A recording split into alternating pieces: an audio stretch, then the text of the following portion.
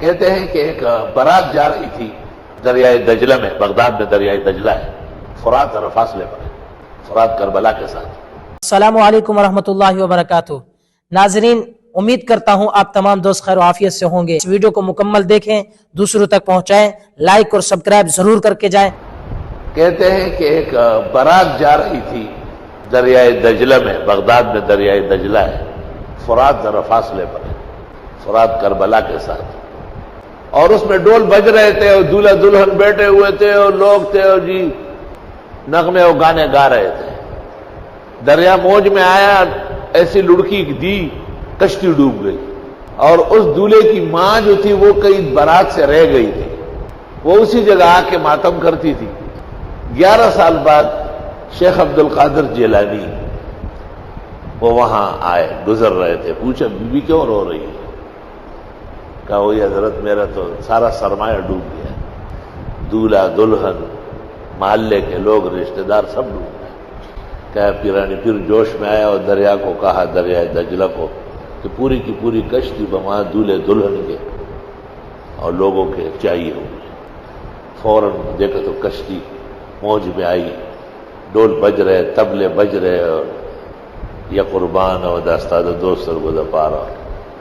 کہتے ہیں کہ وہ دولہا جو ہے اس کی قبر گجرات میں، پنجاب میں، ڈوبا ہے بغداد میں، نکلا ہے دریائے دجلہ کے کنارے، اور پنجاب میں ایک قبر ہے، اس کا نام ہے شاہ دولہا، اس کے وہ لوگ بھی ہوتے ہیں عجیب شکل کے۔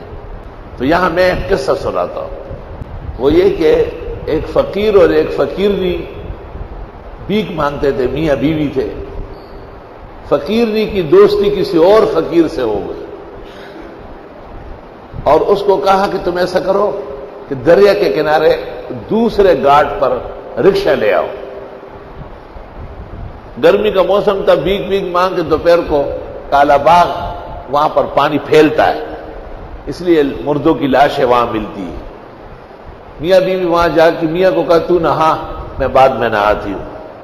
وہ نہا کے آ کے بیٹھ گیا، یہ پانی میں چلی گئی، اور درمیان میں سرکنڈے کھڑے ہیں، لے قانون نہیں بگے، اس کے پیچھے پیچھے چلی گئی اور رکشے میں بیٹھ کر کے دوست کے ساتھ چلی گئی۔ یہ کافی دیر بیٹھا رہا، جب نہیں آئی، ہائے ہوئی ہائے کوئی، وہی میری بیوی ڈوب گئی، وہی میری محبوبہ ڈوب گئی۔ لوگ آئے، جال وال ڈال رہے کہ وہ تو ڈوبی نہیں تھی، تو بھاگ گئی تھی کسی یار کے ساتھ۔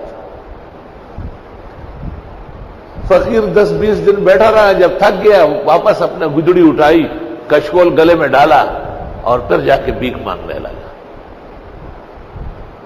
ایک دن ڈیرہ غازی خان میں یہ فقیر بھیک مانگنے ایک دروازے پر آ رہا ہے، اور اندر سے وہ فقیر نہیں، وہ تو اندر جاتی تھی، بھیک لے کے آ رہی ہے۔ اس نے جو اس کو دیکھا تو دیکھ کے کہا واہ فقیر نہیں، ڈبکی اتھے لگان دی تے نکل اتھے آن دی، واہ فقیر نہیں، ڈبکی تو آپ نے کالا باغ کے کنارے لگایا اور نکل ادھر ڈیرہ غازی خان کے گھر سے آ رہی ہے، تو واہ بدعتی ہو، ڈوبے وہ دریائے دجلہ بغداد میں اور نکلا گجرات میں۔ تمہیں شرم کرنا چاہیے، تم بھی اپنے آپ کو علماء اور اہل سنت کہتے ہو، علم اور مذہب کا نام بدنام کر رہے ہو۔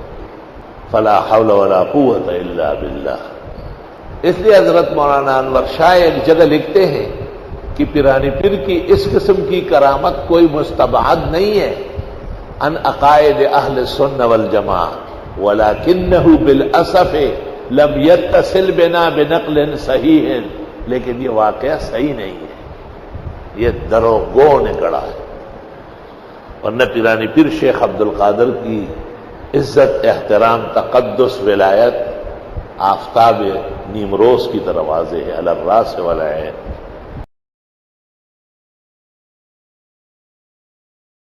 بخاری شریف میں ہے کہ گزشتہ زمانوں میں ایک نیک شخص تھا، اللہ کا نیک بندہ تھا، اس کا نام تھا جریج۔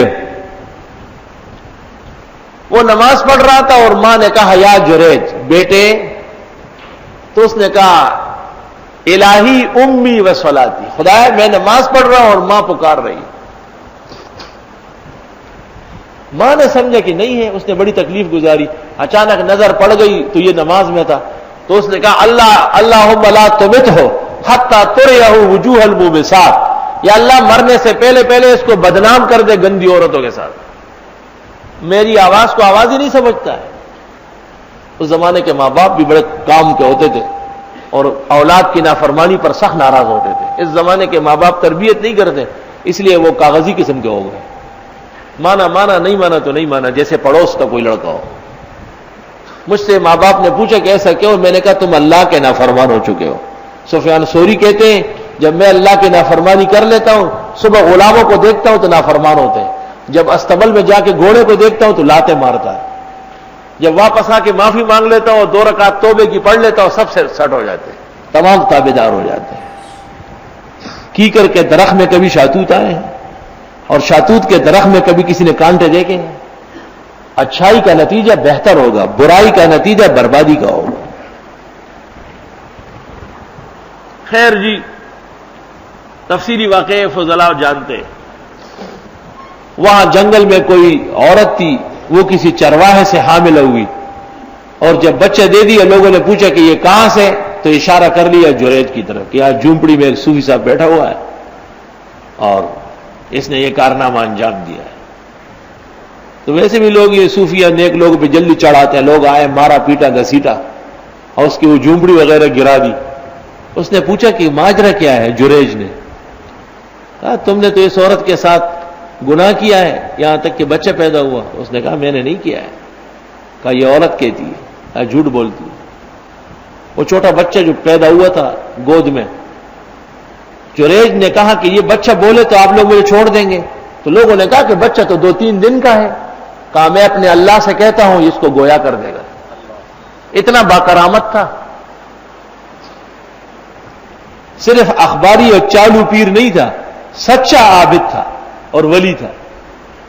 اس نے کہا یا بابوس من این انتا ممن انتا، جیسے ہمارا کہتے ہیں بابو، اے چھوٹے ننے کس کے ہو؟ اس نے کہا انا ابن الرائی، میں فلاں جنگل کے رائی سے پیدا ہوا. لوگ حیران ہو گئے.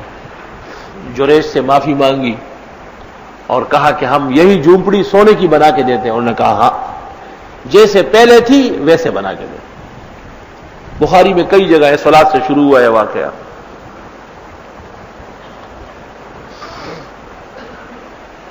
واقعہ سمجھ گیا کہ ایک ولی باکرامت، ماں کی بیعت بھی اس سے ہو گئی تھی تو گناہ کا مرتکب ہو گیا. اب اس واقعہ پر جب جناب رسول اللہ صلی اللہ علیہ وسلم پہنچے تو الفاظ سنے ذرا. آپ نے فرمایا لو کان جریج فقیہا لاجاب امہ، کاش کہ جریج فقہ جانتا، مصیبت سے بچ جاتا، ماں کو آواز دے دیتا، نماز پھر پڑھ لیتا. نماز جب قضا ہو پھر ادا ہو، نگاہیں جب قضا ہو کب ادا ہو.